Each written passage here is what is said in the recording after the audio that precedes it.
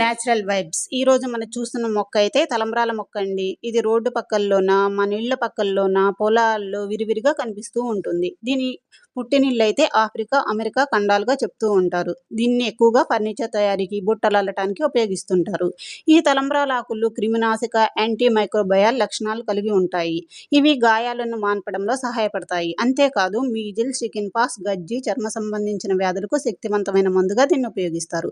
ఇంకా కీళ్ల నొప్పులకు, కండరాల నొప్పులతో బాధపడేవారు ఈ ఆకులను వేడి చేసి నొప్పి ఉన్న చోట పైపోతగా వేసుకుంటే ఉపశమనం కలుగుతుంది. ఈ ఆకులను నీటిలో మరిగించి ఆ నీటిని పుక్కిలించి ఊస్తే గొంతు నొప్పి, దగ్గు నుండి ఉపశమనం కలుగుతుంది. ముఖ్యంగా పాము కాటుకు ముందుగా సాంప్రదాయ వైద్యంలో చికిత్స చేసేవారు. పురుగు, పుట్ర కుట్టినప్పుడు ఉపశమనం కోసం ఈ ఆకులను వాడేవారు. ముఖ్యంగా ఫ్రీ రాడికల్స్ నివారణకు ఎంతో బాగా పనిచేస్తాయి. అయితే ఒక్కసారి ఈ ఆకులను వాడే ముందు ఆయుర్వేద నిపుణుల సలహా తీసుకుంటే మంచిదండి.